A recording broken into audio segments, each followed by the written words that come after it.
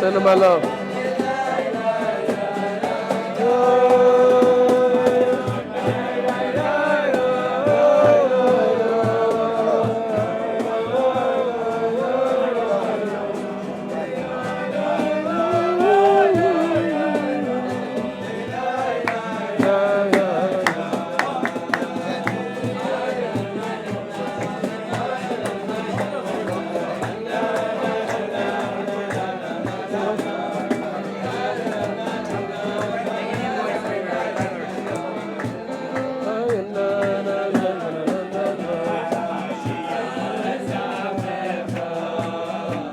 Thank you guys so much, Baruch Hashem. I'm so elated to finally be here with you. Moshe been, hitting me a message every once in a while, and Baruch Hashem, we wanted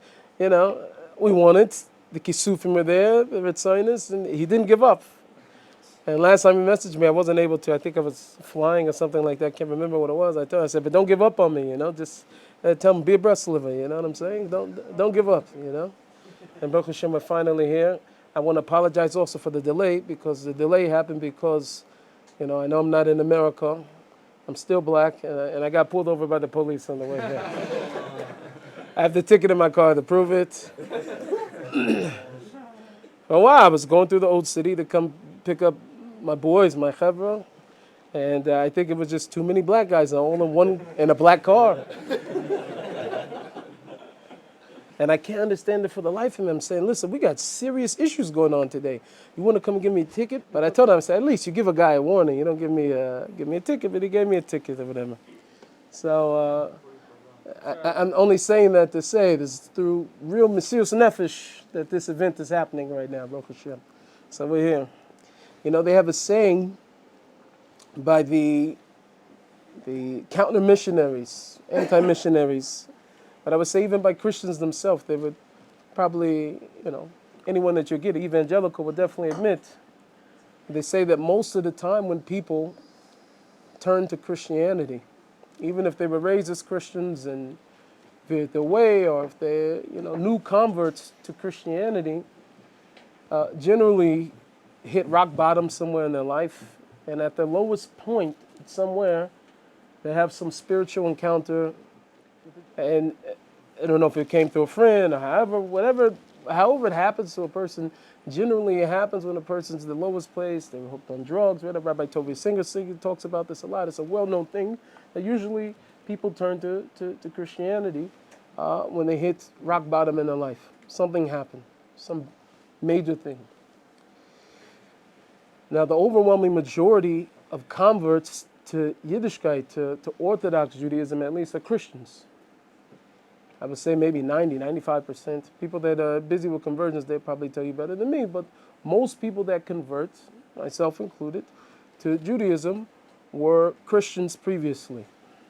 Now, what Christians were they? They're usually the people that had some type of yearning to know more. They're usually not the Christians that don't take the religion seriously. They're ones that take it very seriously. Very biblical, principled people who are looking inside, and they want more and more and more of God, more and more of Hashem.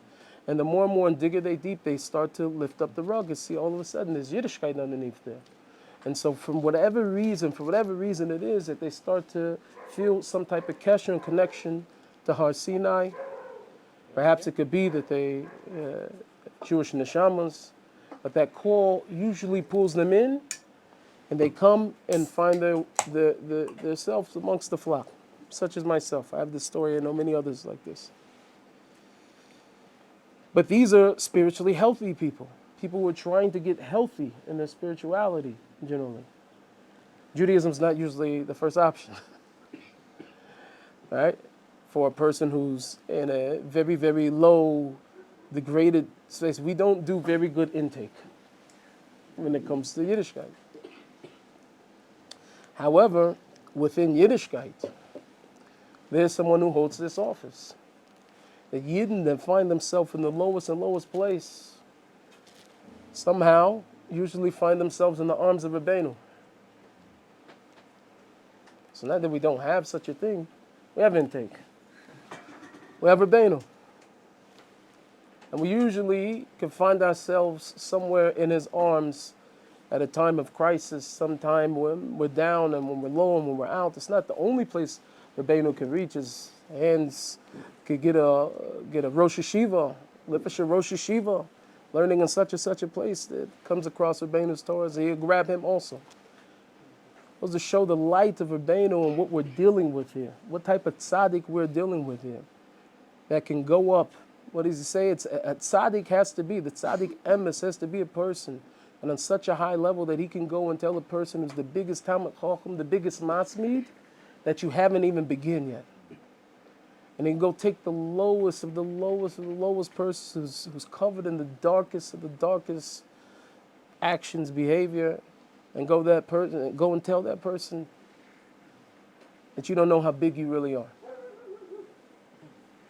This is our Rebbe. This is Rabbeinu. And Rabbeinu says that his eitzos were not only for his time. He says that his eitzos will be eitzos that a person should hold by and keep all the way until Mashiach comes. And each person, when they learn Rabbeinu, each person takes away. Lafi, the person's neshama, his shorish and who he is, connects with certain things about Rabbeinu's Torah.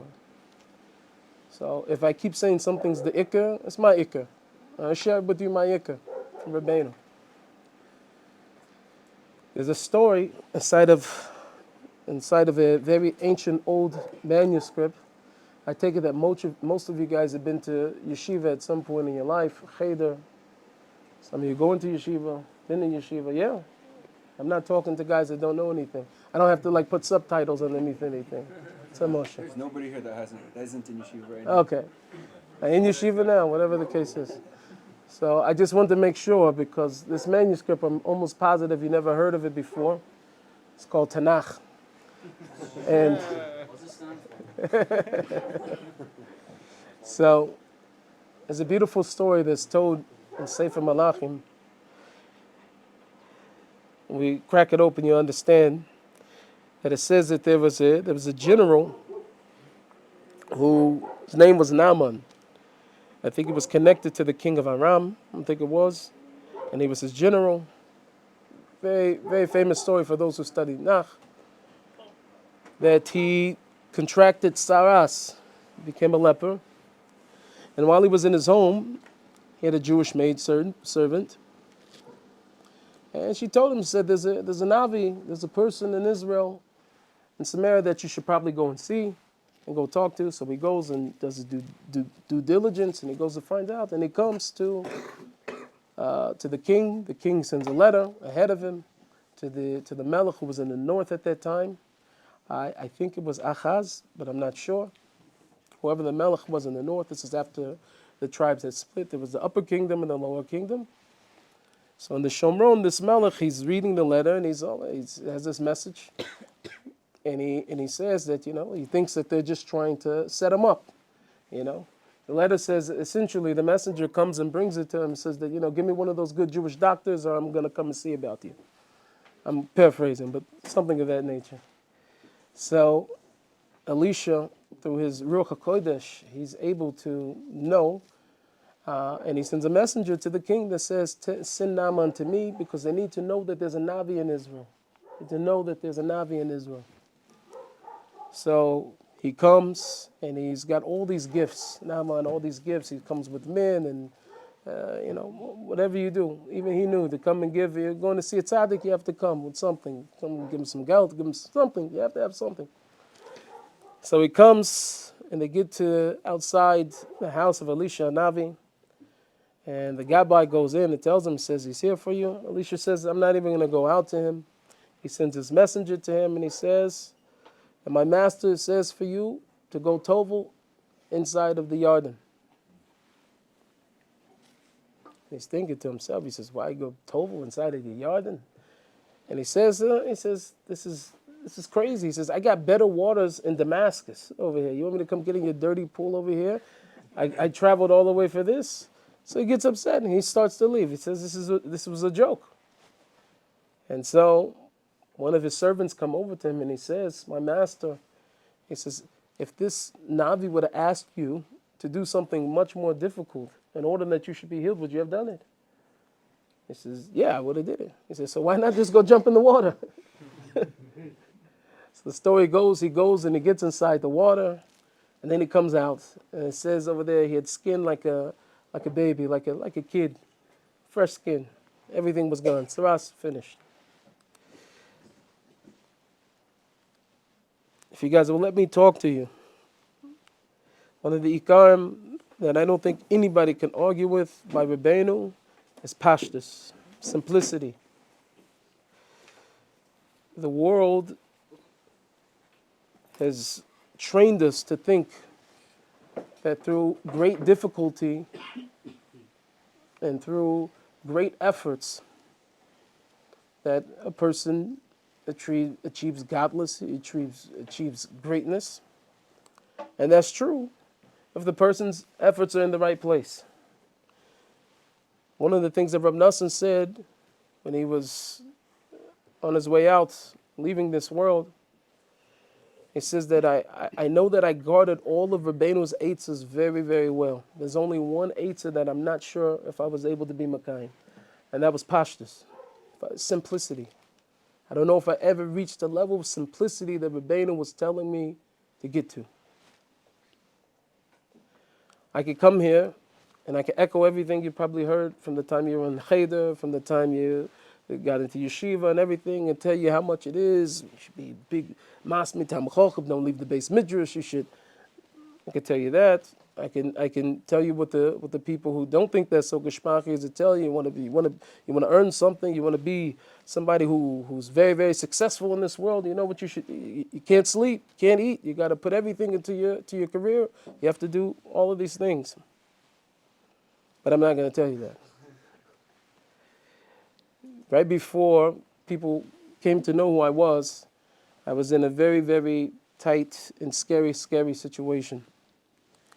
I've told this story now publicly over the last few years, but I think it's very, very appropriate for me to tell you this story.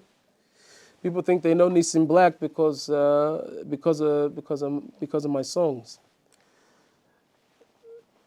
Nissim Black was mamish homeless almost immediately after my conversion, with a wife, with children.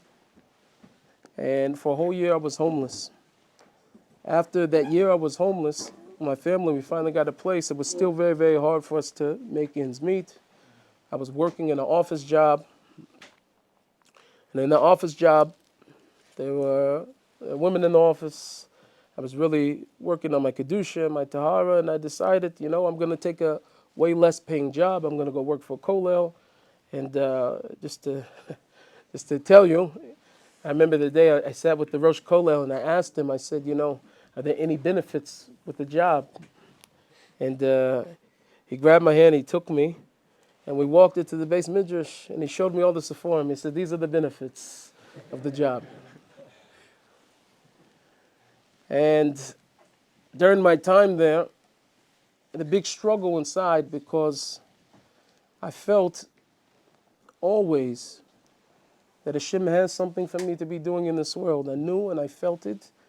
And I knew that I had an achrayus. I had something I needed to do with what it was that Hashem gave me. And while I was there was a song I recorded with Gad Elbaz, Hashem Melech. It was a good friend of mine who set it up, Ilan Cohen. And already by the time I was at the Kola, I was there already several months. The song didn't come out for several months. There was a few different things. There's some parts of the story I'll skip for the sake of expediency. And I remember during this time, there was a lot of pushing inside of me, in my heart, that I knew that Hashem was telling me, just rely on me. Rely on me. Daven, but rely on me.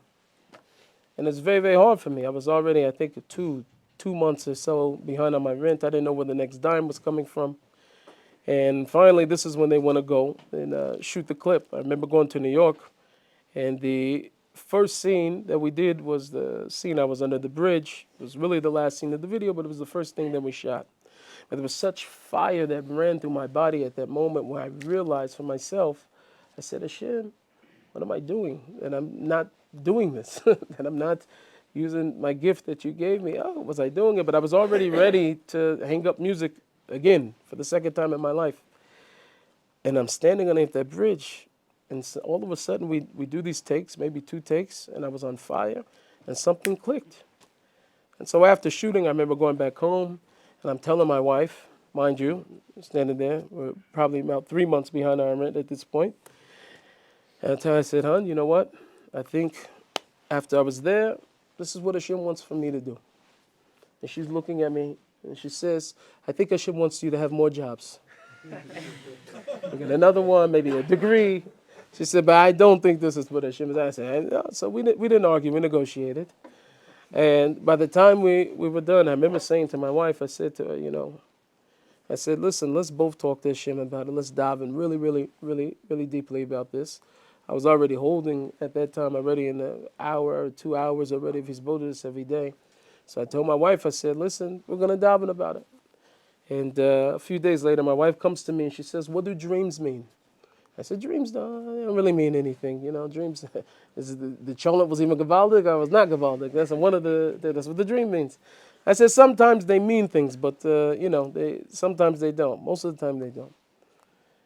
And she goes, okay. I said, oh, well, tell me what you dream. She's like, I'm not going to tell you. What does it matter? If it don't matter, then why would I tell you? And I said, well, if it doesn't matter, why would you not tell me? Right? Back and forth. So when she was halfway asleep, I remember tapping her and I asked her, I said, hon, you said you were going to tell me about the dream. She goes, oh, yeah. So she sits up and she tells me, my wife, Baruch Hashem, I love her. She's, mama, she's I don't want to say too much. I don't want to jinx her, but she almost never goes to sleep without saying Tikkun HaKlali before she goes to sleep. She'll wake she'll wake up, and she's mama's Tadik, Baruch Hashem. And she did whatever her nightly avoda was at this time. And she said she had a dream. She said, I had a dream and I was asleep and all of a sudden she was in this ulam and you were on stage and there were so many people and you were doing your thing and so many people were coming to tshuva, so many people were coming back to Hashem, and she said it was a very, very powerful experience. She said, but it was just a dream. So I took this as a sign from Shemayim. I went and I quit the kollel immediately, and I went out to go talk to Hashem. Every single day, 6 hours, I was in the forest crying to Hashem. Every single day. On Shabbos, I woke up early, way before the minyan. I would do about 4 hours, then start davening after that, then do another 2 hours after that to make sure I completed 6 hours. The senior comes down, Rav Varish brings it in a lot of his seforim, on a person's in a state of emergency. You need to dive into Hashem, 6 hours. He says it's counted as a day. There's all many different makoros that he pulls from to why he holds it 6 hours. But I was really big on it. So I was already, by this time, 17 days in. And this is what I was doing every day. And I got a call from Gad Elbaz that said, Achi, we made a hit. Song went viral. I don't know if some of you guys are much younger back then. And the song ended up going number 3 on the world charts. It wasn't something normal. Hashem Melech. These are the words that everybody was hearing. Goyim even. Hashem Melech. So the next day, I get calls from all over the world, and really the rest is history. I tell you the story because I cannot even count on 10 hands how many other Jewish musicians were calling me trying to find out what my marketing plan was. What did I do? It was just like, man, you came out of nowhere, kind of like, I want to sit down, let's have lunch, let's talk about what your marketing plan. I don't think they want to know what my marketing plan was. See, but the real, people think the takbulot. And what was I davening on? I'm being honest with everybody here. I spent very, very little time, and I have this issue. I have a few other friends at Breslovers, they know I have this issue. But it's hard for me to ask Hashem for material things. Not that I don't. Rabbeinu says that you need to talk to Hashem on everything. So I do. I definitely do. But to make that the ikr, because I already know for myself, I can't make that the ikr because that the ruchnius is connected to the gashmius. And I already know, Hashem, that if something's being withheld from me, The reason why it's being withheld from me is not because, the marketing plan wasn't great, or because I didn't meet the person who was supposed to give me the loan yet. I didn't meet the person who was supposed to give me. Hashem, if things are not going right, it's because something's not right between me and you. So the majority of my time I was spending in tshuva. Majority of my time I was asking Hashem that I should be able to do what it is that Hashem wants me to do in this world. That I should be able to use my gifts to be able to bring people close to Hashem. And I'm saying it for the record now. There's cameras on. There's people here. I'm saying it right now. I'm in this to bring people close to Hashem. There have been many people over the years that have come into my circle, and every person that comes into your circle, you have to investigate. But there's a lot of people. Not that anybody was bad or evil or anything, but everybody else has their own agenda on what they can do with you. Oh, he's black, he's Hasidic, we can make him like this, we could put him over here. It's like, he's progressive, he's, Everybody has an idea of what they can do. My idea already is that Hashem's name should be known in the world. So people are asking me this. It was a very, very simple avoda. But I put my all into that avoda. And I was talking to Hashem. I didn't ask Hashem on the house. I'm not giving Hashem eitzes. I'm just asking Hashem. Hashem, there's something not right. I want it to be right. There's no way in the world that Hashem will withhold anything from a person unless there's something not right, beruchnis. They have to do with the gashmis. Simplicity, simplicity, simplicity.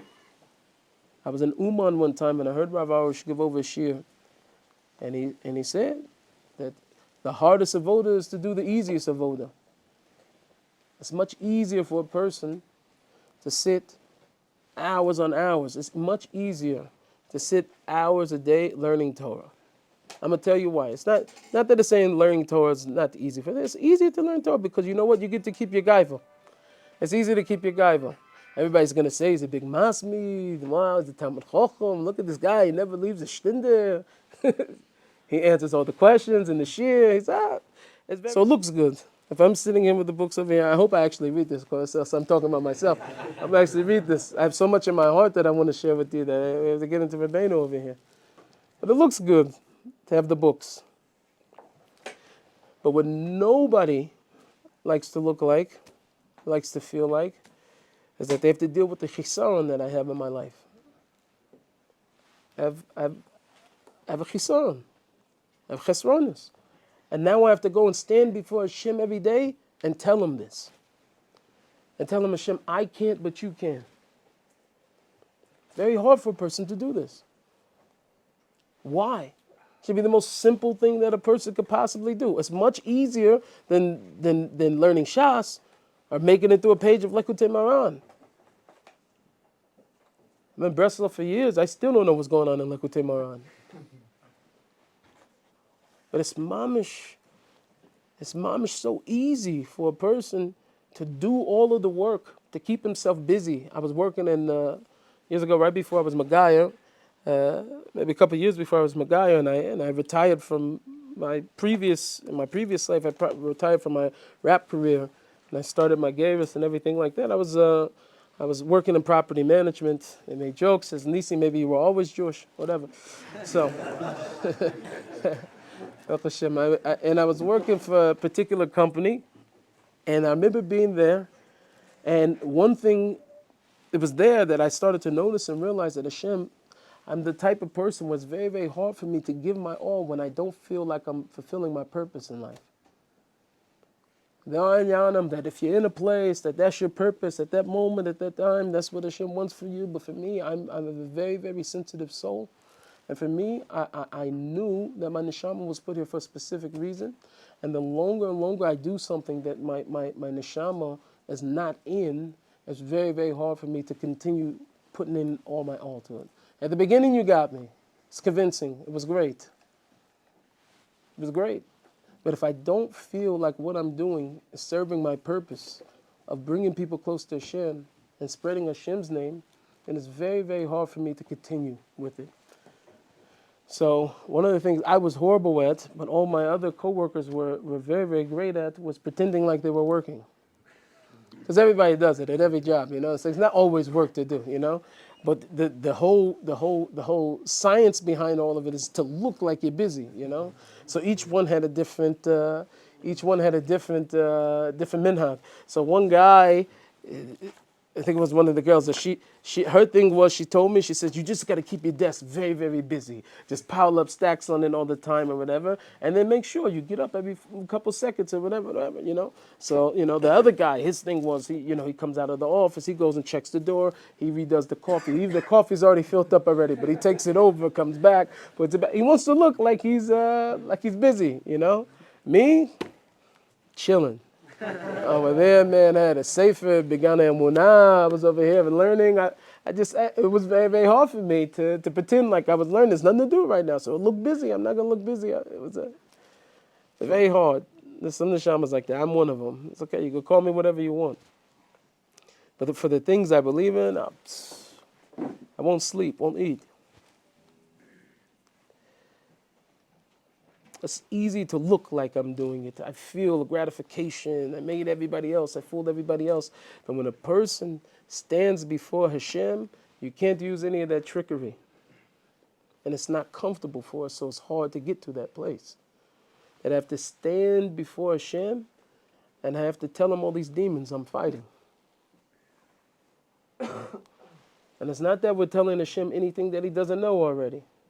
But it's just on us ourselves, it's hard for us to get to that place where we're standing before Hashem and revealing to him this emes that he knows, we know, but it makes us uncomfortable. So I'd rather be doing something else, even if it's something else in Avodas Hashem. But Rabbeinu asked us for pashtus, for simplicity, that we should be simple people. Rabbeinu said even on himself, that all of his chokhmah, for sure I'm not saying a person shouldn't be learning. Please don't do sound bites like they do to the politicians and all the other stuff like that. For sure not. The first Torah in Lekutei Maran is about how much a person did. Tefillahs aren't makabel if you're not learning Torah. It's very simple. If a person doesn't learn Torah, the tefillahs can't have chen because he doesn't know what to ask for. So the limud is important for the sake of the tefillah, because once I'm learning Torah, once I'm learning Hashem's Torah, now I know what to ask Hashem for. And why did my tefillahs have chen? Because I'm asking Hashem for things he wants to give me already. So don't throw Torah out of the equation, but I'm trying to get us to simplicity. Long before we had Torah, long before we had anything, Avraham Avinu, if you look at how many times it says that Abraham stopped, he invoked the name of Hashem. Yitzchak stopped, he invoked the name of Hashem. I know I've said this many times before. If you hear me in lecture, I say it all the time. Talking to Hashem is more Jewish than Rashi and Tosfos. It's the most Jewish thing you can do. It's not foreign. I've heard, I was on the plane with a certain chassid from a different chassidus, and he says, I believe it's emes. It's just so foreign to to Yiddishkeit. And it's like, this is Yiddishkeit. It's talking to Hashem. And anybody else in the world doing it, they got it from us. Simplicity, pashas, getting back to the Ikarim. So Rabbeinu says, this is the Sefer Eitzad HaMevorot, which was written by Shimshon Barsky, who was he was a nechad of Rabbeinu. I don't know how many generations already. But he's also buried in Uman. If you go to Uman, you'll see that I think his kever is right by Abraham ben Rav Nachman, Abraham Chazan, who was the son of Nachman Tuchin, who was the main Talmud of Rabbeinu. This is Kol Adam Tzarich Lehargil Atzmo B'chol Eit. Person needs to accustom himself at all time. Levakesh me'Hashem Yisbarach. Kol Devar Shenitzrach Loi Kagoin Panasa Banim Refuah or Yeshua Mimenu Yisumim Acharim Chas V'Shalom. But whatever it is that a person needs in this world, a person has to accustom himself to crying and talking to Hashem all the time about it. No matter if it's your panasa, if you don't have children yet, refuah, whatever. You need to ask Hashem for your Yeshuas. You have to ask Hashem for your Yeshuas. I remember I was, Baruch Hashem, I had the wonderful, wonderful opportunity to drive home with Tadik in Yerushalayim, Ravitchi Maya Morgenstern. And I didn't even know I was there. My whole last year and a half, I lived in Yerushalayim. I was by him almost every night. And one day, Yaki tells me, it's like, he said, the Rebbe needs to ride him home. I don't know if one of the guy by him didn't come or whatever, but I was there. It says, Nissim. Now I'm thinking like, oh my goodness, they sprung this upon me. I have 7 children. I go to my car. I have plates of everything all over the place. I have diapers. I have all type of stuff. So, I tried to rush to the car to go, take everything out, move it, make it more cover the Rebbe. I want to make it nice, so I'm moving everything around. I'm throwing stuff, tossing it out the car, and I turn around and Jemai is standing there already, waiting. He moves with Mizariza, so I don't know if you ever seen it. Moves very quick. So I had no idea that he was coming that soon. I thought I had some time. So whatever, he gets in my car. I forgot to put my smartphone's kosher, but I wouldn't have put it. I was still stuck up there. So now I'm like, oh, what am I gonna do? And I was sitting with a sefer like this the whole time. And then this is my opportunity. I can ask him a question.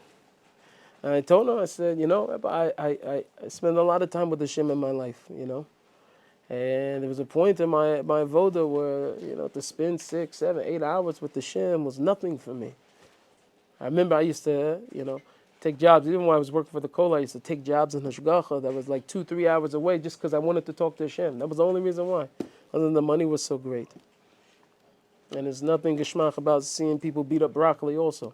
I was just in the car because I wanted to be able to have that extra time with Hashem, looking for every moment.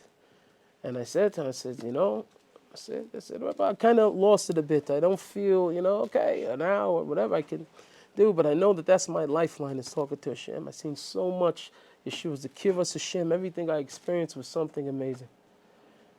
And he said to me, he says, it should already be regular for you to be talking to Hashem all throughout your day. All the time is collected.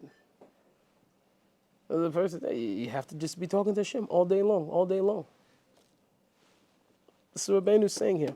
That every time I need to be talking to Hashem on every single thing it is. Sorry, ladat, a person needs to know. She'ikah eitzuhu. So I didn't say it's the ikah. Rabbeinu says the ikah eitzuhu rak levakesh Yeshua mimenu yisbarach. It's the main eitzah that a person asks Hashem for your Yeshua. Tzarik la'amin she'Hashem yisbarach tov lakol. Person needs to believe that Hashem is good for everything. For everything. Whatever a person's going through, person needs to know that Hashem is the address. Hainu. Tzarik la'amin shebakashas Yeshua v'rachamim me'ito yisbarach tol panasa before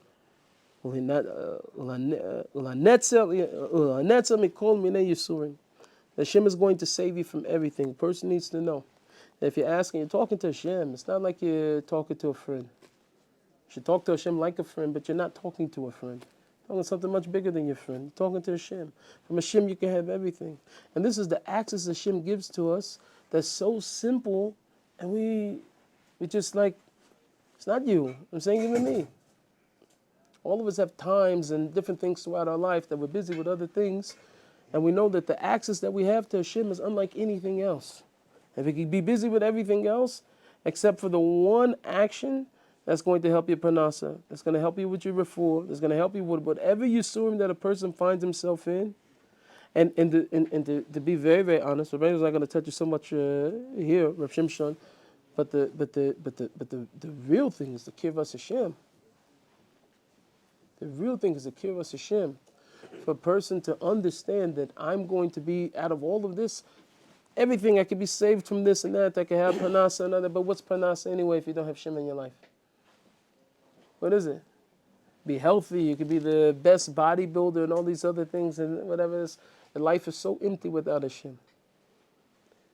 But by speaking to Hashem, what a person does is you bring Hashem into your world. And to live a life with Hashem, where a person, mamash, feels the kirvas Hashem. This is I know it's not a very popular thing maybe in some of the yeshivas that we go to. We should just, serve Hashem, we shouldn't feel, but that's not what Hashem wants. Hashem doesn't want us to be operating in this world without the Hashras Shechina.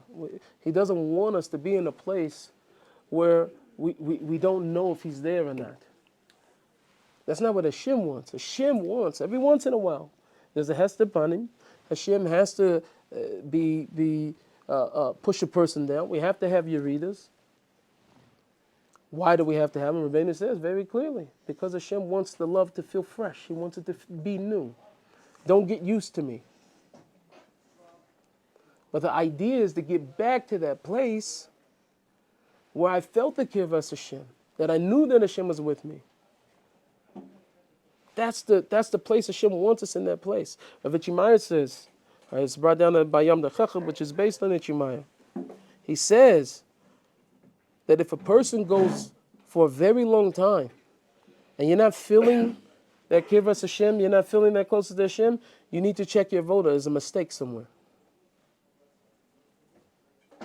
This is not the ideal relationship. No more than it would be if a person was married and the person didn't talk to his wife except for on mikvah night. He's a tzaddik on mikvah night. He gets flowers. He gets the rest of the time. He doesn't talk to his wife. Don't let it be a time where he doesn't even know she's in there. Wife broken. We're just roommates. Be roommate with somebody else. But if there's no kesher and no connection there, then what is it all for? Hashem says it in the Navi. He says that your Rosh Chodesh, he says your Yamim Tovim, the Shabbos, your Karbonos, he says all of them are hevel, they're nothing to me. But Hashem's the one that asked us to do it. How can all of a sudden it be nothing? Hashem says because the ideal relationship was that you be doing all of these things with me in your heart. And that's what Hashem wants. He wants the lave of a person. Hashem wants that kesher, that connection to us. And by us spending time talking to Hashem, we could be davening on small things. But the more and more we're davening, the more and more what? We're spending more time with Hashem. It's a very simple thing. I'm spending time with Hashem. The more and more I'm spending time with Hashem, the more and more I'll know Hashem. The more and more that my conduct and my behavior will be something that Hashem wants. Because I'm spending time with Hashem. And the more that my conduct and my behavior is more and more like Hashem, I become an ideal individual. And many more people, I mamish become a vehicle for Hashem that anywhere I go, everybody ever been around a tzaddik, like I say, Ichimaya, you've been around a real tzaddik and there's mamish just light around that person. I don't know if anybody ever been in the presence of a gadol, been a person. I'm not talking about a rabbi. I tell people all the time, I don't do rabbis, I do tzaddikim. That's all I do. I don't do rabbis. Tzaddik, I'm not against rabbis. I'm just saying that the tzaddikim, when you want to be successful in any business, anything that you do, you go to look for the person who's the best in that business, to go learn from them, to go know what it is. We want people that know about Hashem. You want to know people that know Hashem. You want to be around somebody that does Hashem for a living, as I like to say. I do Hashem for a living. That's what I do. What do you do? I do Hashem. This is my thing.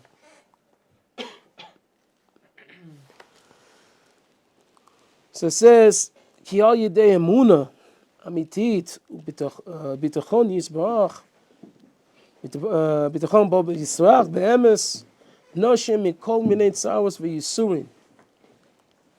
It says through the bitachon and the emunah of Hashem, that is going to save the person from the yisurim. So this is everything I'm saying here is that how am I going to get to the emunah and the bitachon in Hashem? My football coach used to say this to us. He used to say this every American football. I don't have to say that in front of you guys. I only got a couple of people who's delusional about what real football is. So, sorry, my South Africans and Europeans, Brits.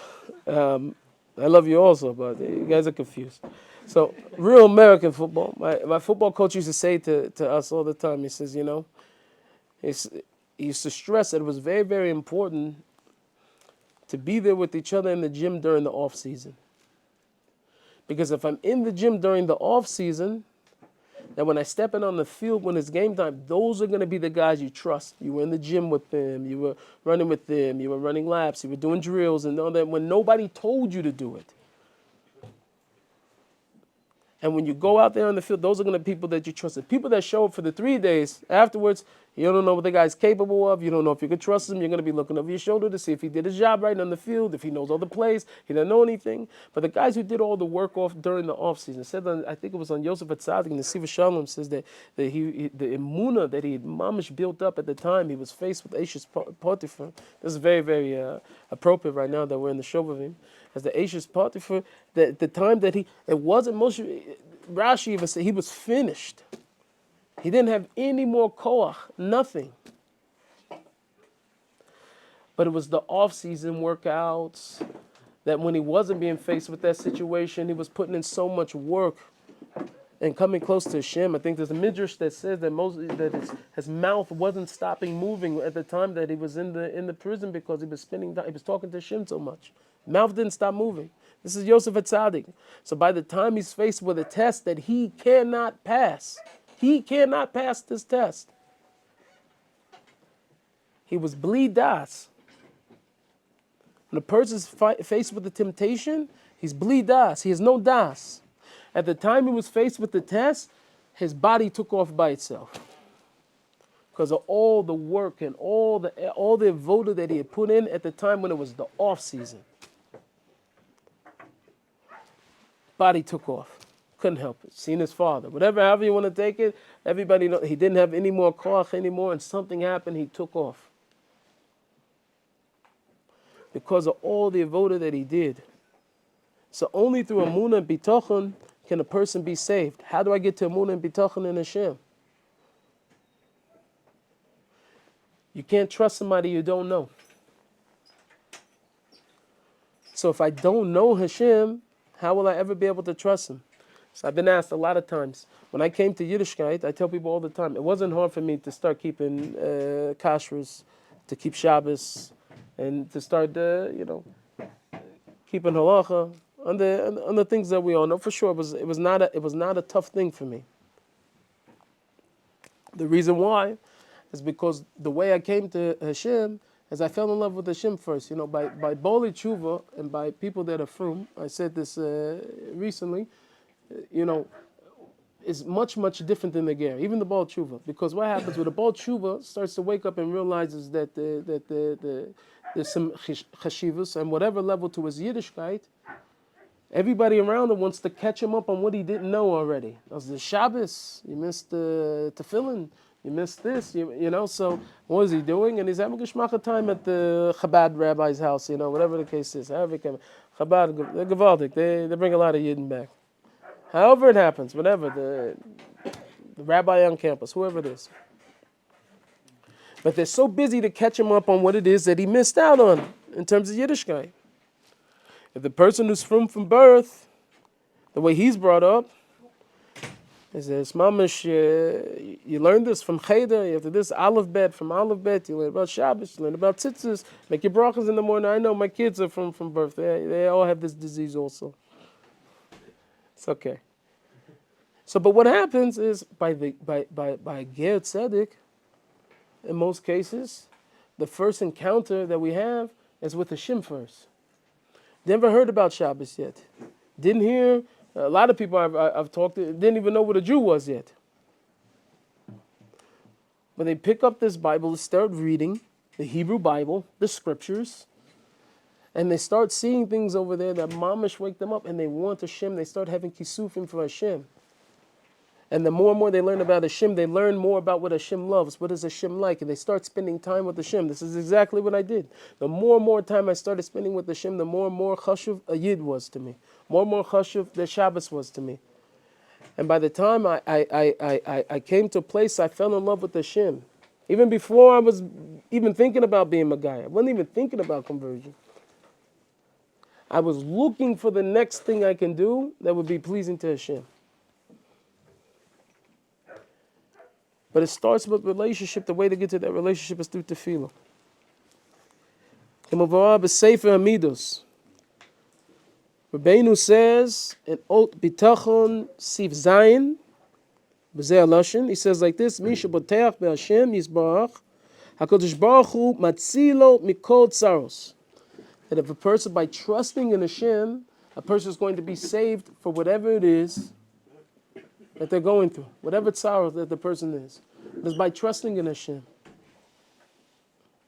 And the way we get to Hashem, by trusting in Hashem, is by spending time with Hashem. I'm being honest with you, Chevra. It's a very, very simple avoda.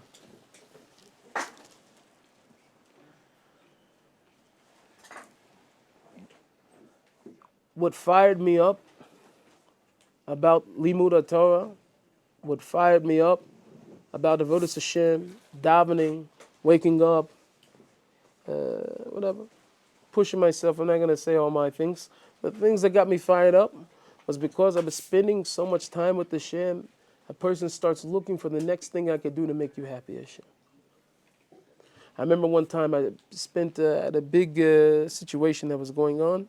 So I went to the Keva Ari, and I was there 15 hours straight crying to Hashem from the night to the morning. 15 hours straight, that's it. Everything's all on the line. Rabbi was just a saying, he says that if a person wants it bad enough, he'll daven about it. I remember over there crying, and I'm using all divrei chayin, trying to talk to Hashem, and nothing's hitting right.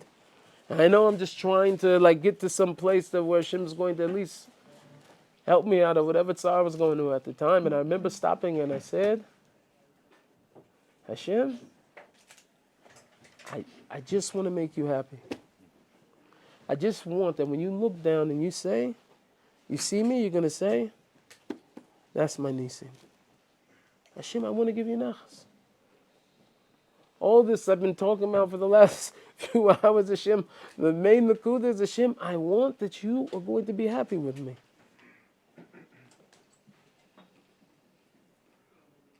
Sometimes it's very, very simple. That all of us should get to a place where we're saying to Hashem, I just want that you are going to be happy with me.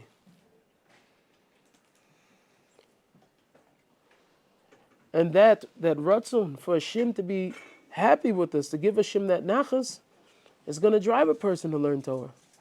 It's going to drive a person to take on whatever appropriate avodas that the person is. A few persons neshama. Some people are very into chesed, some people are very into this or whatever it is. But a person is going to find themselves. Another thing Rabbeinu says about his avodas, a person will not leave this world. You will not leave this world before you finish your tikkun.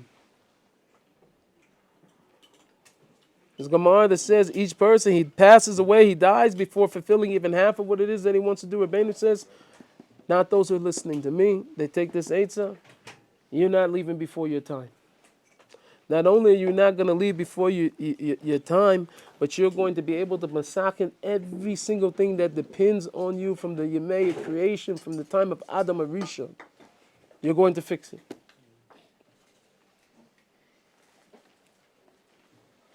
You know? What was the ticket? Huh? What was the ticket? What's the ticket? His brothers. This is it. Talking to Hashem. Would you have this suffix that Hashem didn't have this nachas ruach in you? Is that why, your ratzon was that Hashem should love you, so you had this suffix that He didn't love you?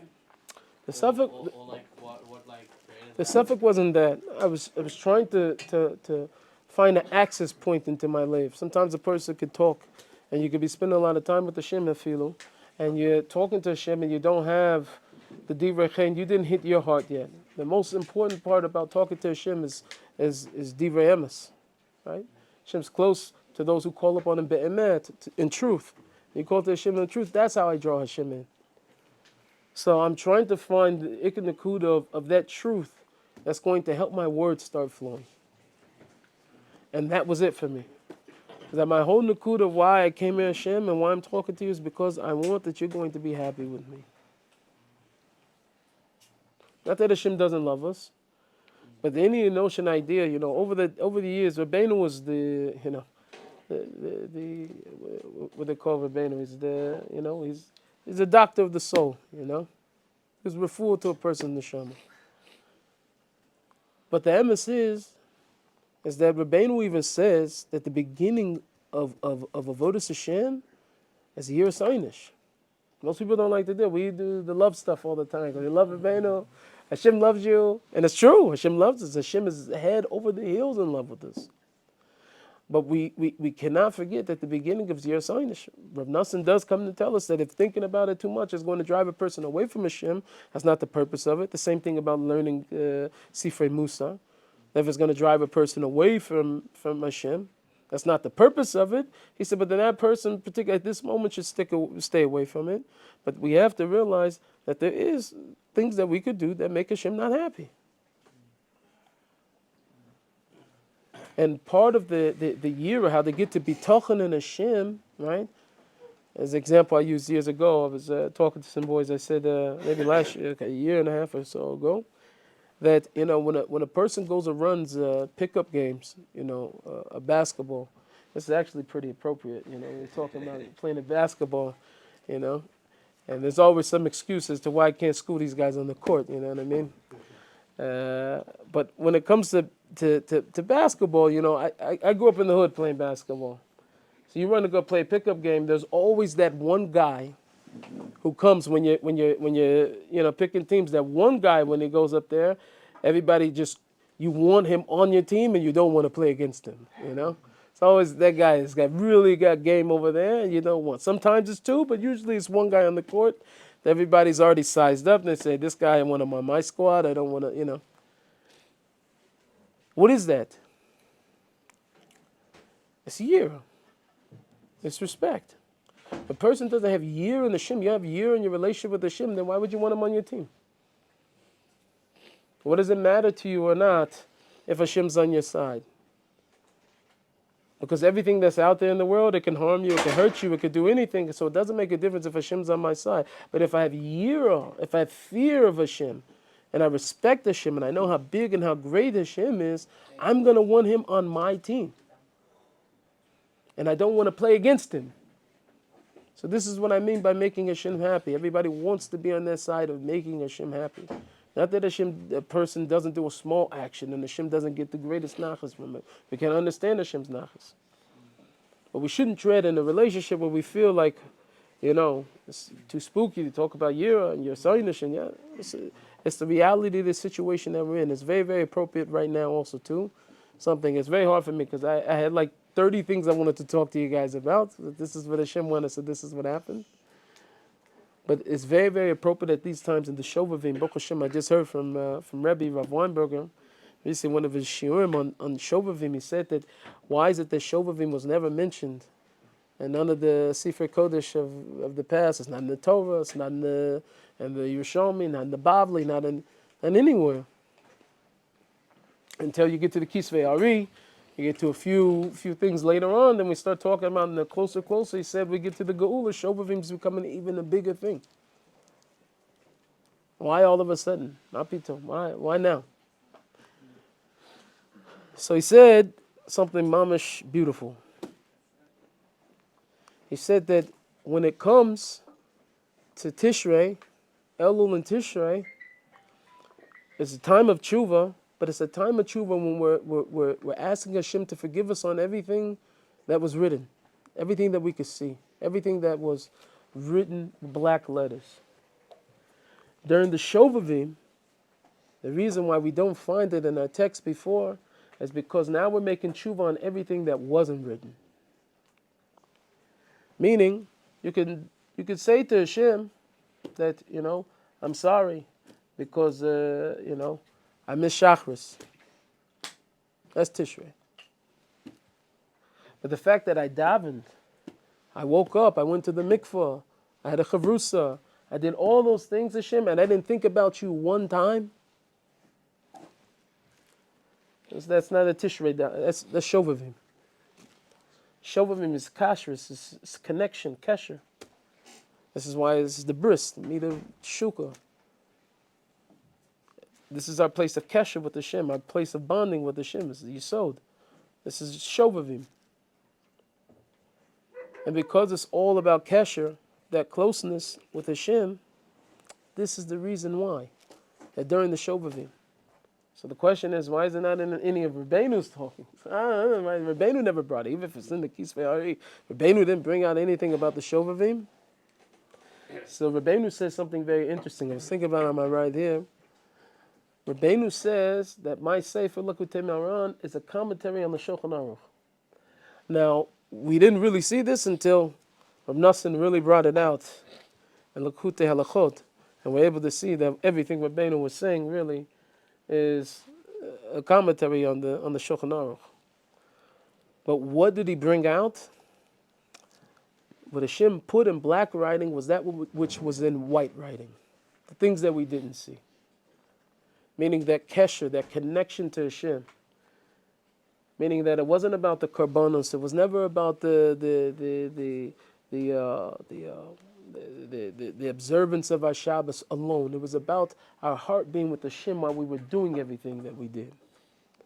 And this is what Rabbeinu's whole entire Torah, this is Rabbeinu's whole entire essence, is that I come here to bring you Va'ani Tefillah, I am Tefillah. This is why he stressed Tefillah so much, because nobody's telling you. It's not written that I have to go and stand before Hashem and anything. But Rabbeinu's telling you, I don't know a tzaddik in the generation that I lived in that didn't get close to Hashem through this. And he said, I went to every tzaddik in my generation. Anybody who looks in the Chaim Moran, you see where Rabbeinu visited. Seach Sarfa Kodesh. You'll see where Rabbeinu was and who he was by. He says this was the secret ingredient on how every single person reached their madrega. It was through the simple thing. He said on myself, even with all of his asagas and everything that Rabbeinu had, and there was no, what's that app that ArtScroll had back then? Safari, Safari, and none of that existed. You couldn't do a Google search for, like we do for halacha, Whatever it is, you can't do any of that to go and find answers. And you look at Lakutei Moharan, it's mamash a masterpiece of how much Torah Rabbeinu was able to touch in a single Torah, in a single paragraph. And he said, even with all of this, it never brought me close to Hashem. It was techinos, bakashas, tehillim, crying to Hashem, he's bodedus. This is what brings me close to Hashem. This is shovavim. This is Rabbeinu's whole entire essence is shovavim. It's doing that beyond, we're not making tshuva for that which was required in the black writing, but that which was required in the white writing. It wasn't the fact that I wasn't there, it's Hashem that my heart wasn't there. And the way to get it back is through tefillah, through the simple avoda. So before I leave, I want to read this to you.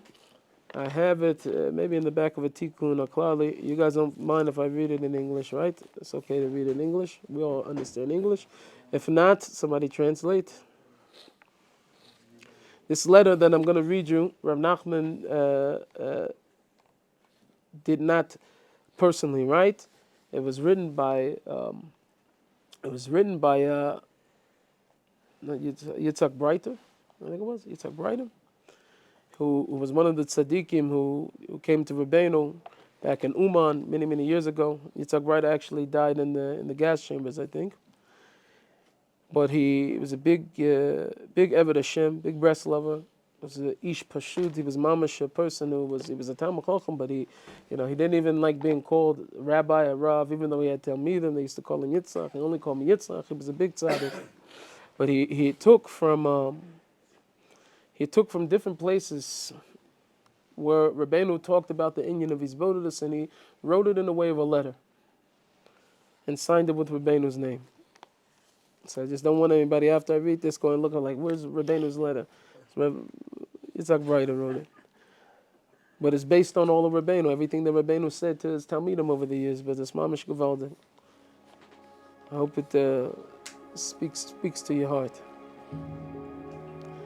It says, to you, my dear pupils and my followers, my Talmidim, I call to you and I ask you to stop for a few moments.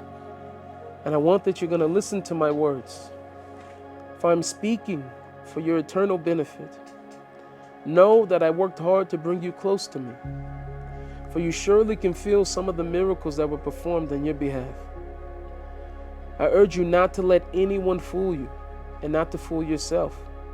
You have already heard and you understand that the way I help those close to me attain their tikkun is primarily by the way of his bodhidus. That they set aside a place for themselves where they can speak their heart out to Hashem and ask for everything they need, both in the spiritual and in the material, and confess to Hashem everything that they did wrong, whether willfully or accidentally, whether coerced or voluntarily.